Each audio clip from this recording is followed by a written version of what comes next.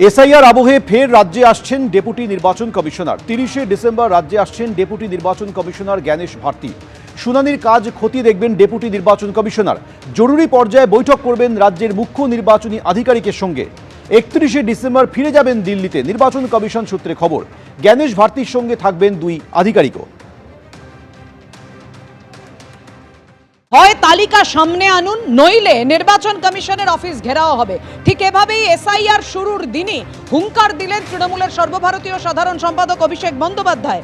SIR শুনানি শুরু হতেই 31 তারিখ আমি দিল্লি যাব, মুখ্য নির্বাচন কমিশনারের সঙ্গে দেখা করব। আমরা 31 তারিখ সময়সীমা বেঁধে দিয়ে আসবো কমিশনে। তালিকা প্রকাশ করুন, না হলে বাংলার মানুষের কাছে কান ধরে ক্ষমা চান। আক্রমণ তৃণমূলের সর্বভারতীয় সাধারণ সম্পাদক অভিষেক বন্দ্যোপাধ্যায়।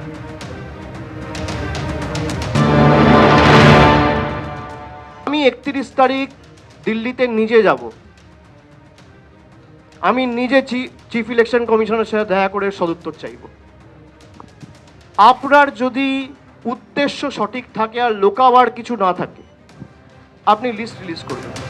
নির্বাচন কমিশনের উদ্দেশ্যে যেভাবে হুঙ্কার দিয়েছেন অভিষেক বন্দ্যোপাধ্যায়, একেবারে ছত্রে ছত্রে আজকে তিনি আক্রমণ শানিয়েছেন যে হয় এসআইআর এর তালিকা প্রকাশ করুন, যে অসঙ্গতি রয়েছে, যে ডিজিটাল ডিসক্রিপেন্সি রয়েছে সেইটা দূর করে তালিকা প্রকাশ করুন, আর নইলে এফআইআর হবে। বাংলার মানুষ এফআইআর করে পাল্টা জবাব দেবে। আপনি এসআইআর করে বাংলা দখল করতে চেয়েছেন, লজিক্যাল ডিসক্রিপেন্সির তথ্য কমিশনকে প্রকাশ করতে হবে। কিসের ভিত্তিতে এই অসঙ্গতি আমরা জানতে চাই। আমরা দিল্লিতে যাব, হুঁশিয়ারি অভিষেক বন্দ্যোপাধ্যায়।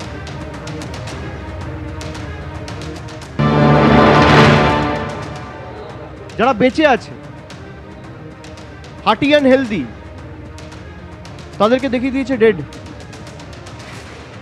এই দায় কার? কেন ইলেকশন কমিশনের বিরুদ্ধে এফআইআর হবে না?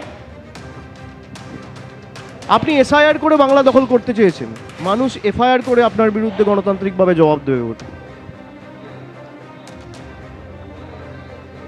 কিসের বেসিসে? আপনার কাছে যদি জাদুকাঠি থাকে যে আপনি 7 কোটি ডেটা 1 ঘন্টার মধ্যে দেখে আপনি রিলিজ করে দিচ্ছেন যে লজিক্যাল ডিসক্রিপেন্সি রয়েছে, কি জাদুকাঠি রয়েছে আপনার কাছে? আমরা তো জানতে চাই কিসের বেসিসে।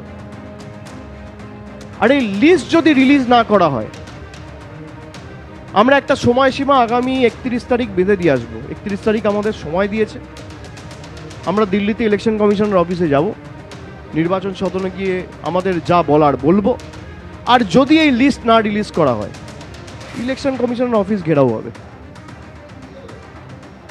লজিক্যাল ডিসক্রিপেন্সির ডেটা ইলেকশন কমিশনকে রিলিজ করতে হবে। হয় আপনি রিলিজ করুন, নইলে বাংলার মানুষের কাছে কান ধরে ক্ষমা চান। দুটোর মধ্যে একটা করুন। রাজ্য সহযোগিতা না করে উল্টে মানুষকে ভুল বোঝাচ্ছে, পাল্টা কটাক্ষ বিজেপির। কি বলেছেন বিজেপি বিধায়ক শঙ্কর ঘোষ, দেখুন। এই রাজ্যের মাননীয় মুখ্যমন্ত্রী এবং অভিষেক বাবু যারা নিজেরা মানুষকে বিভ্রান্ত করেছেন এসআইআর সম্পর্কে ভ্রান্ত তথ্য তুলে ধরবার মধ্যে দিয়ে, সেটা আজকে পরিষ্কার। পশ্চিমবঙ্গ থেকেও অনেক বেশি নাম অন্যান্য রাজ্যে এসআইআর এর মধ্যে দিয়ে ড্রাফট ভোটার লিস্টের বাইরে থেকে গিয়েছে, যা এএসডি লিস্টে প্রকাশিত হয়েছে। ফলে পশ্চিমবঙ্গকে টার্গেট করে এসআইআর করা হয়েছে। এই ভ্রান্ত প্রচার তৃণমূল কংগ্রেস করবার জন্য আজকে পশ্চিমবঙ্গের মানুষের কাছে ক্ষমা চাওয়া দরকার অভিষেক বাবু এবং তার দলের নেতৃত্বে। অনুপ্রবেশকারীদেরকে বাঁচানোর জন্য তারা যে বিভ্রান্তিকর তথ্য দিয়েছে তা ছত্রে ছত্রে প্রকাশিত হয়েছে।